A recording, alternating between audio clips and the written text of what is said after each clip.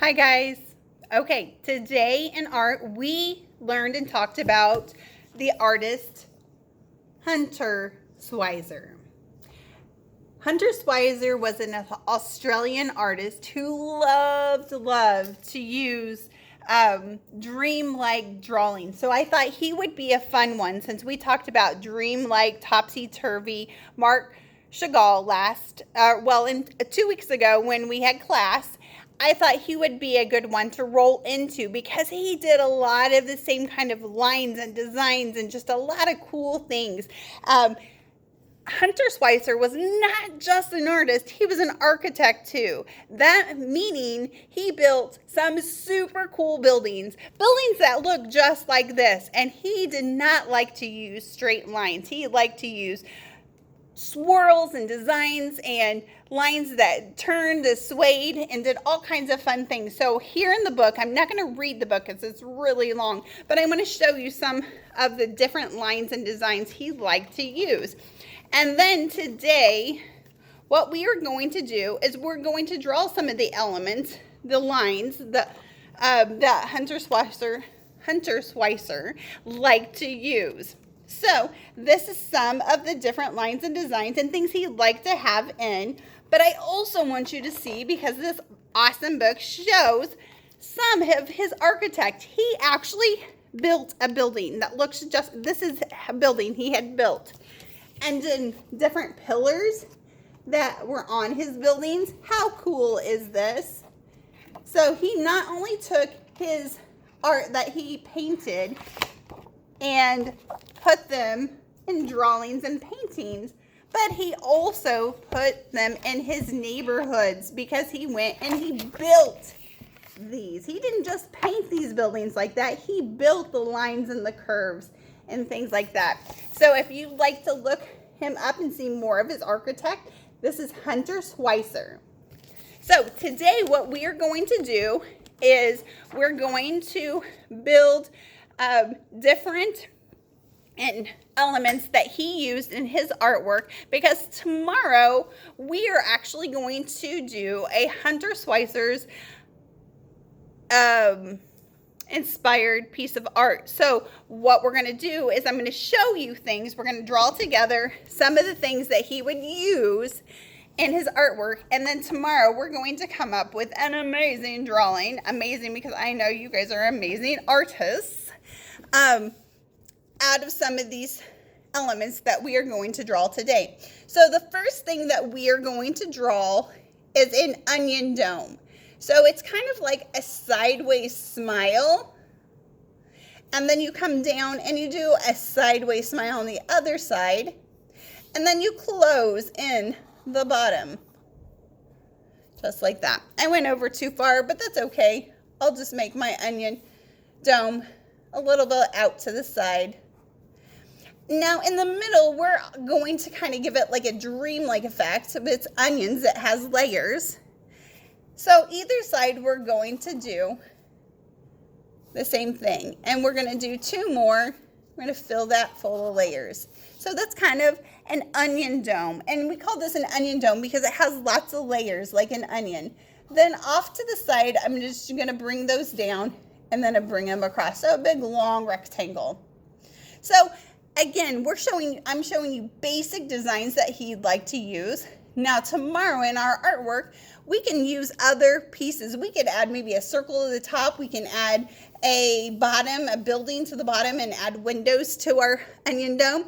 You are the artist. I'm showing you a way to do it, not the way. And today we're just doing basic designs because this is what we'll use tomorrow. Another thing he liked to use were lollipop trees. So these were super simple, just circles inside of a circle, inside of a circle, and then two lines for a trunk. Same thing here. I'm going to do a circle, inside of a circle, inside of a circle, and straight line. So these are like lollipop trees. Now he'd also use these for flowers, so you could add other elements to this. But today we are just going to do the basics, like I said.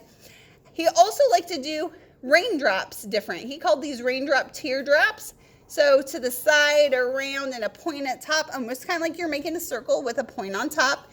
But he liked to do a double layer, just like that. So the same thing, I'm going to draw it again. And one more time, in case somebody wants to see it done again. And remember, if Miss Holsapple is going too fast, you can pause her.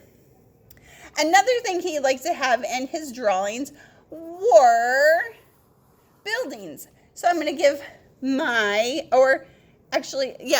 of buildings. I'm going to give mine, this is my bottom, but it's going to be like a wave, because remember, Hundertwasser did not like to use straight lines.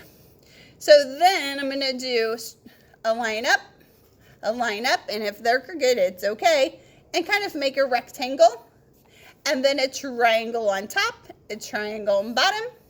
I'm going to kind of make it look like it's 3D, so I'm going to go a little bit line out and a line down, a very skinny triangle to the side, and then the top of my triangle I'm going to bring down, and there's one, and then a rectangle for a door and a square for a window, and there's my first house.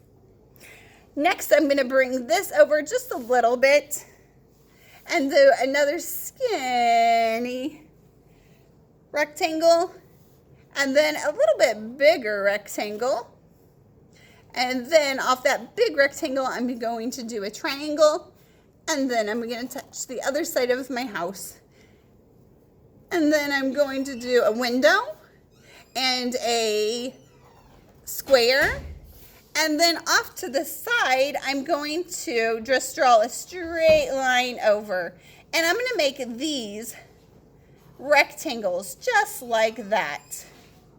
Now this one I'm going to bring out just a little bit more because I kind of went a little bit farther, and bring that down, and on top of these rectangles I'm just going to do some triangles.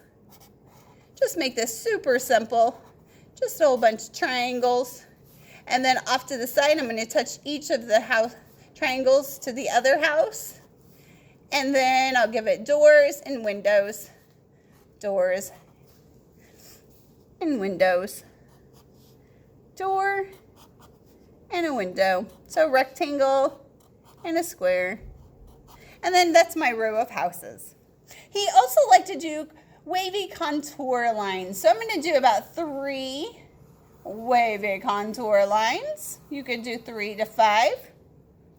He also really liked to put top hats in his drawings. So I'm just going to make a rectangle. And then at the bottom, I'm going to make it a little bit longer. And there is my top hat. He also liked to put in some of his top hats really skinny lines that went all the way across his top hat, just like that. Or he would do a top hat that was just plain and all the way at the bottom, so just a plain top hat. He also liked to hide faces inside of his artwork. So I'm going to do a smile, upside down smile to connect, because we're drawing eyes, and a circle for the eye. Same thing on the other side, because we're going to make a face. And usually they were secret faces inside of his drawing. Sometimes you would see them. Sometimes it would take you a little bit to see them. And he would put lines on top. Somebody in the class said, this makes it look like an old person. And I must agree, it does make it look like it's old. But I think he might have wanted him to look old, or he might have wanted it to make it a little bit more disguised. He also would put floating eyeballs. So I'm going to do an eyeball. Remember, upside down smile, smile, and a circle. And then I'm going to put some lines on this eye, and maybe do a floating eye over to the side here. Circle. And remember, again, let me remind you, if I'm going too fast, you can always pause it. One last thing that he'd like to do is a lot of spirals. Now we can do spirals one of 2 ways. We can do a spiral kind of like the lollipop where we did layers. So we can do layer, inside of layer, inside of layer, inside of layer. Or we could just go swirling around just like that. Or we could do a triangle spiral, which will do straight line over, angled line up, angled line down, pass it, angled line over, angled line up, angled line down, angled line over and over and over. Or again, we could do the triangle where we did layers inside of layers, however you'd like to do.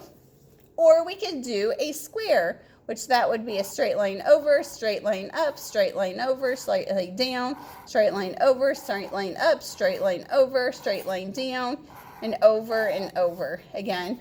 Or again, we can do a square inside of square, inside of a square, inside of a square.